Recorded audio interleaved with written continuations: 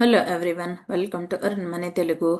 ఈరోజు 2026 1 year period గాను different brokerage వాళ్ళైతే కొన్ని స్టాక్స్ రికమెండ్ చేశారు. లైక్ మోతిలాల్ ఒస్వాల్ వాళ్ళు కానీ, యాక్సిస్ సెక్యూరిటీస్ వాళ్ళు కానీ, ఐసిఐసిఐ సెక్యూరిటీస్ వాళ్ళు కానీ, అండ్ దేవెన్ చోక్సీ వాళ్ళు కానీ, వీళ్ళైతే కొన్ని జియోజిట్ ఫైనాన్షియల్ వాళ్ళు కూడా కొన్ని స్టాక్స్ రికమెండ్ చేశారు. వీళ్ళు రికమెండ్ చేసిన స్టాక్స్ 2026 స్టార్టింగ్ నుంచి ఎండింగ్ వరకు అయితే పెరుగుతుందని ప్రిడిక్ట్ చేస్తున్నారు.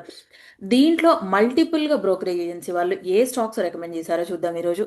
ఫస్ట్ అయితే మోతీలాల్ ఒస్వాల్ వాళ్ళైతే కొన్ని స్టాక్స్ రికమెండ్ చేశారు. డిఫరెంట్ సెక్టర్స్ దగ్గర నుంచి టెలికామ్ కానీ, ఇన్ఫ్రాస్ట్రక్చర్ కానీ, ఫైనాన్షియల్ కానీ, అండ్ ఆటోమొబైల్ సెక్టర్ దగ్గర నుంచి, ఫార్మా దగ్గర నుంచి డిఫరెంట్ సెగ్మెంట్లో వీళ్ళైతే సెలెక్ట్ చేసుకున్నారు.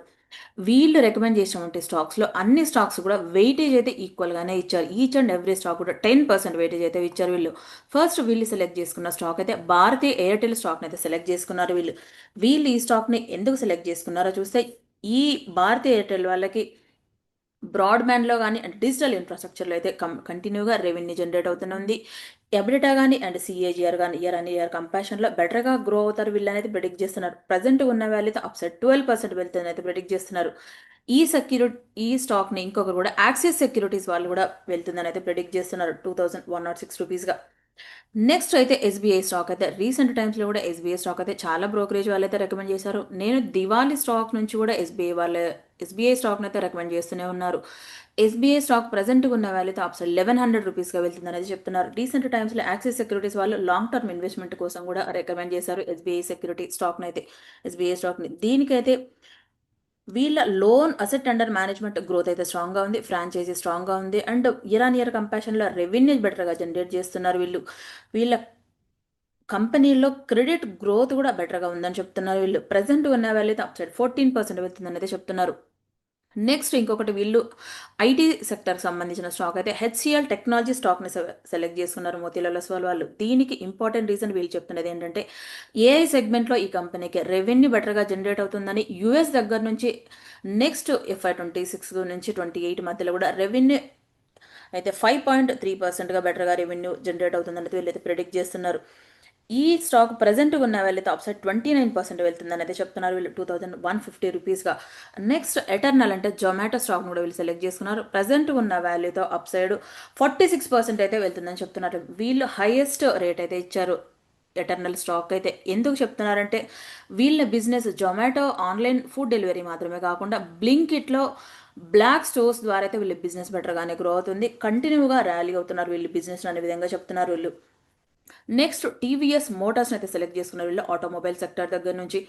ఈ స్టాక్ కూడా ప్రజెంట్ ఉన్న వాల్యూతో అప్సైడ్ 14% వెళ్తుందని అయితే చెప్తున్నారు. రీసెంట్ టైమ్స్లో జిఎస్టీ రేట్ కట్ తగ్గింది, అండ్ మార్కెట్లో 2 వీలర్ డిమాండ్ అయితే బాగా పెరిగింది ఈవీఎస్ సెగ్మెంట్లో, అండ్ ప్రోడక్ట్ కూడా ఇయర్ ఆన్ ఇయర్ కంపారిజన్లో పైప్ లైన్ స్ట్రాంగ్గా గ్రో అవుతున్నారు వీళ్ళైతే చెప్తున్నారు. నెక్స్ట్ ఫెస్టివల్ సీజన్లో కూడా బాగా డిమాండ్ ఉండడం వల్ల బాగా పెరుగుతుంది ఈ స్టాక్ అనేది చెప్తున్నారు వీళ్ళు. రీసెంట్గా డిసెంబర్లో ఆటోమొబైల్ సేల్స్ డేటా కూడా వచ్చింది. ఈ డేటాలో ఇయర్ ఆన్ ఇయర్ కంపారిజన్లో బెటర్గానే గ్రో అయ్యాయి 2 వీలర్ సెగ్మెంట్లో కానీ అండ్ ఈవీ సెగ్మెంట్లో కూడా.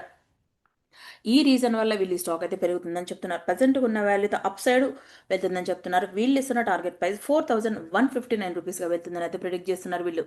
నెక్స్ట్ మ్యాక్స్ ఫైనాన్షియల్ సెక్టర్ అయితే వీళ్ళైతే సెలెక్ట్ చేసుకుంటున్నారు.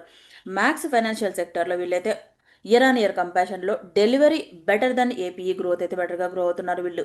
వీళ్ళు ఎక్స్పెక్ట్ చేసిన దానికంటే ఇయర్ ఆన్ ఇయర్ కంపారిజన్లో రిజల్ట్స్ పోస్ట్ చేస్తున్నారు, బెటర్గా గ్రో అవుతారని ప్రిడిక్ట్ చేస్తున్నారు వీళ్ళు. దీనికి కూడా ప్రజెంట్ ఉన్న వాల్యూతో 26% అప్సైడ్ అయితే ఇస్తున్నారు వీళ్ళు. 2100 రూపీస్గా స్టాక్ వెళ్తుంది అనేది చెప్తున్నారు మ్యాక్స్ ఫైనాన్షియల్ స్టాక్.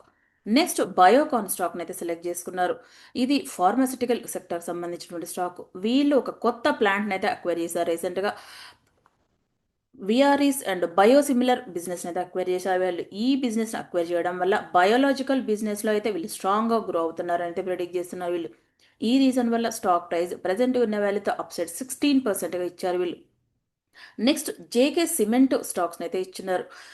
ఈ స్టాక్ కూడా ఇయర్ ఆన్ ఇయర్ కంపారిజన్లో వాల్యూమ్స్ గ్రో అవుతున్నాయి. కంట్రీలో రియల్ ఎస్టేట్ బిజినెస్ గ్రో అవ్వడం వల్ల వాల్యూమ్స్ గ్రో అవుతున్నాయి, రెవెన్యూ గ్రో అవుతుంది, సేల్స్ కూడా పెరుగుతున్నాయి కంట్రీలో. సెంట్రల్లో కానీ అండ్ సౌత్ అండ్ మార్కెట్లో బెటర్గా గ్రో అవుతున్నారు వీళ్ళు అనే విధంగా ప్రిడిక్ట్ చేస్తున్నారు. రోబస్ట్ కాంపౌండ్ గ్రో అవుతుందని చెప్తున్నారు వీళ్ళు FY 25 నుంచి 25 వరకు కూడా. ఈ కంపెనీకి అయితే టార్గెట్ ప్రైస్ ప్రస్తుతం ఉన్న వాల్యూతో అప్సైడ్ 23% ఇస్తున్నారంటే 7,000 రూపీస్గా ఇస్తున్నారు వీళ్ళు. నెక్స్ట్ పూనావాలా ఫిన్కార్ప్ స్టాక్ అయితే ఇస్తున్నారు వీళ్ళు. ఈ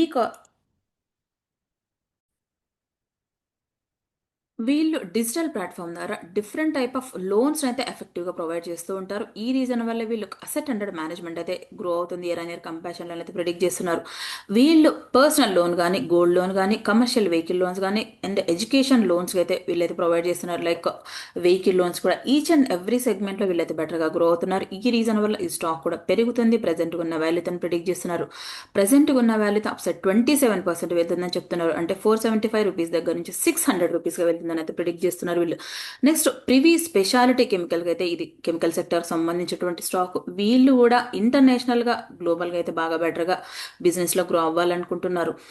వీళ్ళకు ఉన్నటువంటి కంపెనీని అయితే మెర్జ్ చేస్తున్నారు. ప్రివీ ఫైన్ సైన్స్ కంపెనీని ప్రివీ స్పెషాలిటీ కెమికల్స్లో. ఈ రీజన్ వాళ్ళు గ్రీన్ కెమిస్ట్రీ సెగ్మెంట్లో అండ్ బెటర్గా గ్రో అవుతున్నారు. అండ్ కంపెనీకి కూడా మార్జిన్ ప్రోడక్ట్ పోర్ట్ఫోలియో కూడా బెటర్గా జనరేట్ అవుతుందని చెప్తున్నారు వీళ్ళు. రెవెన్యూ కానీ ఎబ్డిటా కానీ ఈచ్ అండ్ ఎవ్రీ విషయంలో కూడా ఈ మెర్జ్ చేయడం వల్ల కంపెనీ వీళ్ళు గ్రో అవుతారని అయితే చెప్తున్నారు వీళ్ళు. దీనికి టార్గెట్ ప్రైస్ కూడా ప్రజెంట్ ఉన్న వాల్యూతో 21% అప్సైడ్ ఇస్తున్నారు. టార్గెట్ ప్రైస్ కూడా 3,960 రూపీస్గా ఇస్తున్నారు. ప్రజెంట్గా అయితే మోతీలాల్ ఒస్వాల్ వాళ్ళైతే ఈ స్టాక్స్ అయితే రికమెండ్ చేశారు. ఈచ్ అండ్ ఎవ్రీ స్టాక్ కూడా వీళ్ళు వెయిటేజ్ అయితే 10%గా ఇచ్చారు. నెక్స్ట్ యాక్సిస్ సెక్యూరిటీస్ వాళ్ళు కూడా కొన్ని స్టాక్స్ ఇచ్చారు. 15 స్టాక్స్ అయితే రికమెండ్ చేశారు. వీళ్ళు 2026లో 54% అప్ సైడ్ వెళ్తుందని అయితే చెప్తున్నారు. వీళ్ళు కొంచెం రిస్క్ కూడా ఉంటుందని చెప్తున్నారు. నిఫ్టీ టార్గెట్ కూడా 29,500కి వెళ్తుందని, కొంత రిస్క్ కూడా ఫేస్ చేస్తున్నారని కూడా చెప్తున్నారు ఇండియన్ మార్కెట్స్లో. దీనికి ట్రేడ్ పాలసీ అన్సర్టనిటీ అంటే ఇండియా యుఎస్ మధ్యలో ట్రేడ్ డీల్ ఫైనలైజ్ అవ్వలే, అది కొంచెం ఇంపాక్ట్ ఉండొచ్చు. దాంతో పాటుగా రోజు రోజుకి కంటిన్యూగా రూపీ అనేది వాల్యూ డిప్రిషియేషన్ అవుతూనే ఉంది. ఈ రీజన్ వల్ల ఎర్నింగ్స్ కూడా కొంత డిలే అవ్వచ్చు అనే విధంగా చెప్తున్నారు వీళ్ళు రికమెండ్ చేసినటువంటి స్టాక్స్ అయితే బజాజ్ ఫైనాన్స్ అయితే వీళ్ళైతే రికమెండ్ చేశారు. ప్రజెంట్గానే వెళ్తే 22% అప్ సైడ్ వెళ్తుందని టార్గెట్ ప్రైస్ అయితే 1,200 రూపీస్కి ఇచ్చారు. నెక్స్ట్ ఎస్బీఐ అయితే ఇచ్చారు.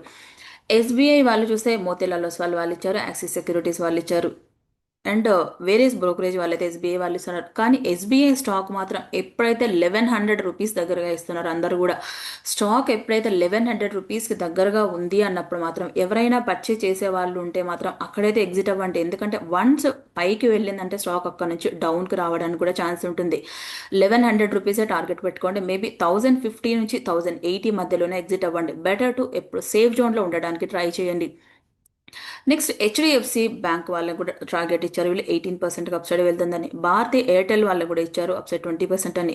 ఇందాక మోతీలాల్ ఒస్వాల్ వాళ్ళు కూడా ఇచ్చారు భారతీయ ఎయిర్టెల్కి. అండ్ వీళ్ళు యాక్సిస్ సెక్యూరిటీస్ వాళ్ళు కూడా ఇస్తున్నారు. నెక్స్ట్ అవెన్యూ సూపర్ మార్కెట్స్ అంటే డీమార్ట్ వాళ్ళకి అయితే ఇస్తున్నారు 31% అప్సైడ్ వెళ్తుందని.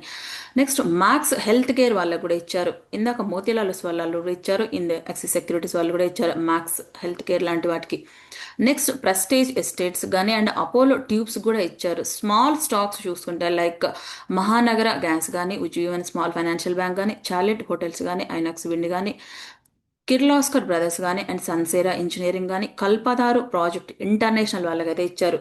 వీళ్ళు 15 స్టాక్స్ అయితే రికమెండ్ చేశారు. కొన్ని స్టాక్స్ 54% ఉన్నాయి, కొన్ని స్టాక్స్ అయితే 45, కొన్ని stocks 20. Each and every stocks అయితే డిఫరెంట్గా ఉంది.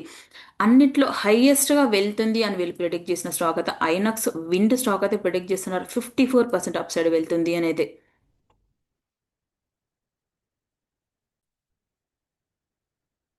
నెక్స్ట్ ఐసిఐసిఐ సెక్యూరిటీస్ వాళ్ళు కూడా కొన్ని స్టాక్స్ ప్రిడిక్ట్ చేస్తున్నారు. 7 స్టాక్స్ రికమెండ్ చేస్తున్నారు. వీళ్ళు 32% అప్ సైడ్ వెళ్తుందని అయితే చెప్తున్నారు. వీళ్ళు చాలా ఇంపార్టెంట్ స్టాక్ని సెలెక్ట్ చేసుకుంటున్నారు. Like bank of Baroda stock అయితే వీళ్ళకి ఇయర్ ఇయర్ కంపారిజన్లో వీళ్ళ బిజినెస్ బెటర్గా గ్రో అవుతుందనే విధంగా చెప్తున్నారు. నెక్స్ట్ బజాజ్ ఫైనాన్స్ సెలెక్ట్ చేసుకున్నారు. ఇందాక యాక్సిస్ సెక్యూరిటీస్ వాళ్ళు సెలెక్ట్ చేసుకున్నారు. నెక్స్ట్ ఐసిఐసిఐ సెక్యూరిటీస్ వాళ్ళు కూడా సెలెక్ట్ చేసుకున్నారు బజాజ్ ఫైనాన్స్ని. భారతీయ ఎయిర్టెల్ వాళ్ళదే ఇందాక చెప్పిన వాళ్ళలో 3% సెలెక్ట్ చేసుకున్నారు. నెక్స్ట్ దాల్మియా భారత్ ఉంది అండ్ ఎన్ఆర్బి బేరింగ్స్ ఉంది. నెక్స్ట్ ఫోనిక్స్ మిల్స్ ఉంది, కేపీఐటీ కానీ. ఈ స్టాక్స్ అయితే ఉన్నాయి ఐసిఐసిఐ సెక్యూరిటీస్ వాళ్ళు సెలెక్ట్ చేసుకున్నటువంటి స్టాక్స్లో. నెక్స్ట్ జియోజిట్ ఫైనాన్షియల్ వాళ్ళు కూడా కొన్ని స్టాక్స్ సెలెక్ట్ చేసుకున్నారు. లైక్ ఐసిఐసిఐ బ్యాంక్ కానీ, ఫెడరల్ బ్యాంక్ కానీ, ఆర్బీఎల్ బ్యాంక్ కానీ, క్యాన్ఫిన్ హోమ్ లాంటి వాటి సెలెక్ట్ చేసుకున్నారు. నెక్స్ట్ ఇన్ఫ్రాస్ట్రక్చర్ సెగ్మెంట్లో చూస్తే ఎల్ఎన్టీ, హెచ్జీ ఇన్ఫ్రా, పిఎన్సీ కానీ, సిమెన్ కానీ, విఏటెక్, వాబాక్ కానీ, పవర్ టెక్ లాంటి స్టాక్స్ అయితే సెలెక్ట్ చేసుకున్నారు వీళ్ళు. నెక్స్ట్ అన్నిటికంటే ఇంపార్టెంట్ అయితే బజాజ్ ఫైనాన్స్ కానీ, బజాజ్ హౌసింగ్ ఫైనాన్స్ కానీ అండ్ శ్రీరామ్ ఫైనాన్స్ లాంటి స్టాక్స్ను కూడా నాన్ బ్యాంకింగ్ ఫైనాన్షియల్ సెగ్మెంట్లో పిక్ చేసుకున్నారు 2026లో పెరుగుతుందని. దీన్ని సెలెక్ట్ చేసుకున్న వాళ్ళంటే లైక్ దేవెన్ చోక్సీ గారు అయితే సెలెక్ట్ చేసుకున్నారు. వీళ్ళు doctor D R Choksi financial services private లిమిటెడ్గా ఉన్నటువంటి మేనేజింగ్ డైరెక్టర్ అయిన ఈ పర్సన్ అయితే సెలెక్ట్ చేసుకున్నారు.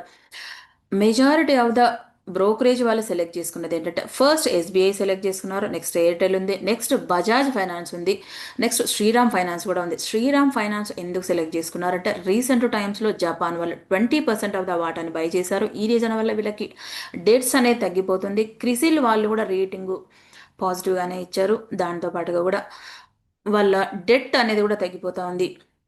బిజినెస్ ఎఫెక్టివ్గా ఇంప్లిమెంటేషన్ చేయొచ్చు, ఫర్దర్గా కంపెనీ గ్రో అవ్వడానికి కూడా ఉపయోగపడుతున్న విధంగా చెప్తున్నారు. శ్రీరామ్ ఫైనాన్స్ వాళ్ళకైతే మోర్గన్ స్టాన్లీ వాళ్ళు కానీ వేరియస్ బ్రోకరేజ్ ఏజెన్సీ వాళ్ళైతే శ్రీరామ్ ఫైనాన్స్ పెరుగుతుంది స్టాక్ అనే విధంగా చెప్తారు. నెక్స్ట్ బజాజ్ ఫైనాన్స్ కూడా రీసెంట్ టైంలో యాక్సిస్ వాళ్ళు, మోతీలాల్ ఒస్వాల్ వాళ్ళు అందరూ కూడా చెప్పారు. ఐసిఐసిఐ సెక్యూరిటీస్ వాళ్ళు కూడా, బజాజ్ ఫైనాన్స్ కూడా, వీళ్ళు కూడా డిజిటల్ ప్లాట్ఫామ్ సెగ్మెంట్లో అయితే వీళ్ళు ఇయర్ ఆన్ ఇయర్ కంపారిజన్లో రిజల్ట్స్, లోన్స్ ఎఫెక్టివ్గా ఇష్యూ చేస్తున్నారు. అసెట్ అండర్ మేనేజ్మెంట్ కూడా గ్రో అవుతున్నారు వీళ్ళు. ఇది నాన్ బ్యాంకింగ్ ఫైనాన్షియల్ సెగ్మెంట్లో ఇండియాలో నెంబర్ 2 పొజిషన్లో ఉంది Bajaj finance company. Next Bajaj housing finance అంటే బజాజ్ గ్రూప్లోనే ఒక పార్ట్. రీసెంట్ టైమ్స్లోనే ఇది ఐపీఓకి వచ్చింది 2024 సెప్టెంబర్లో. వచ్చిన దగ్గర నుంచి స్టాక్ అయితే కంటిన్యూగా డౌన్ ట్రెండ్ ఉంది. ఈ స్టాక్ కూడా 2026 నుంచి లాంగ్ టర్మ్లో బెటర్గా గ్రో అవుతుందని అయితే చెప్తున్నారు వీళ్ళు. ఎస్బీఐ స్టాక్ అయితే రీసెంట్ టైమ్స్లో చాలా టైమ్స్ నుంచి కూడా పెరుగుతుందని అయితే ప్రిడిక్ట్ చేస్తున్నారు. కానీ ఎస్బీఐ స్టాక్ విషయంలో అయితే కొంత జాగ్రత్తగా ఉండండి. ఎందుకంటే 1100 దగ్గరగా వెళ్తుంది స్టాక్ అన్న టైంలో అయితే అక్కడ ఎగ్జిట్ అవ్వడం అయితే బెటర్ అనేది నా ఒపీనియన్. ఎందుకంటే అక్కడికి వెళ్ళిన తర్వాత 11,000 రూపీస్ 80 దగ్గర నుంచి 1100 మధ్యలో స్టాక్ పైకి వెళ్ళడానికి ఎంత ఛాన్స్ ఉంటుందో డౌన్కి రావడానికి కూడా అంతే ఛాన్స్ ఉంటుంది. నెక్స్ట్ ఈ వీటన్ని స్టాక్స్లో కూడా ఆల్రెడీ పెరిగిన స్టాక్స్కే రికమెండేషన్ అయితే ఇచ్చారు ఎస్బీఐ కానీ and different type of stocks. తక్కువ ప్రైస్లో ఉండి లాంగ్ టర్మ్ కోసం చూడాలి అనుకునే స్టాక్స్ అయితే నేను సెలెక్ట్ చేసుకునే స్టాక్ అయితే బజాజ్ హౌసింగ్ ఫైనాన్స్ స్టాక్ అయితే సెలెక్ట్ చేసుకుంటాను. బజాజ్ హౌసింగ్ ఫైనాన్స్ స్టాక్ అయితే ఐపీఓ వచ్చిన దగ్గర నుంచి కూడా కంటిన్యూగా డౌన్ ట్రెండే ఉంది. రిజల్ట్స్ అయితే బెటర్గానే పోస్ట్ చేస్తున్నారు వీళ్ళు ఇయర్ ఆన్ ఇయర్ కంపారిజన్లో. ఈ స్టాక్ నెక్స్ట్ 3 to 4 ఇయర్స్లో బెటర్గా గ్రో అవుతుందని నేనైతే ప్రెడిక్ట్ చేస్తున్నాను. కొన్ని స్టాక్స్కి పిఈ రేషియో అయితే పిఈ రేషియో 34.13 ఉన్నా కూడా ఫైనాన్షియల్ సెక్టర్లో పిఈ రేషియో మాత్రమే కన్సిడర్ కాదు, కానీ పిఈజీ రేషియో కూడా చూస్తాము. వాళ్ళ బిజినెస్ ఎలా గ్రో అవుతుంది, వాళ్ళ లోన్స్ ఎలా ఇష్యూ అవుతున్నారు, ఇయర్ ఆన్ ఇయర్ ఎలా ఇయర్ ఆన్ ఇయర్ కంపారిజన్లో వీళ్ళు ఎలా బెటర్గా గ్రో అవుతున్నారు అనేది కూడా చూడాలి. ఓన్లీ పిఈ రేషియో బేస్ చేసుకొని మాత్రమే స్టాక్ అయితే లాంగ్ టర్మ్ కోసం అయితే చూడొద్దు. ఫస్ట్ అయితే నేను బజాజ్ హౌసింగ్ ఫైనాన్స్ సెలెక్ట్ చేసుకుంటాను లాంగ్ టర్మ్ కోసం అయితే. నెక్స్ట్ ఈ బజాజ్ హౌసింగ్ ఫైనాన్స్ వాళ్ళైతే association of mutual fund of India సెగ్మెంట్లో కూడా, కేటగిరీ సెగ్మెంట్లో కూడా ఎంటర్ అవుతున్నట్టుగా తెలుస్తుంది. డేటా ప్లాట్ఫామ్లో అయితే అవైలబిలిటీ ఉంది. మేబీ ఈ బజాజ్ హౌసింగ్ ఫైనాన్స్ స్టాక్ తక్కువ ప్రైస్లో ఉంది, ఐపీఓ వచ్చిన దగ్గర నుంచి కూడా లో ప్రైస్లో ఉంది. ఇది నెక్స్ట్ 4 to 5 ఇయర్స్లో మల్టీ బ్యాగర్ అయ్యే స్టాక్ అయితే ఛాన్స్ ఉందని నేనైతే అనుకుంటున్నాను.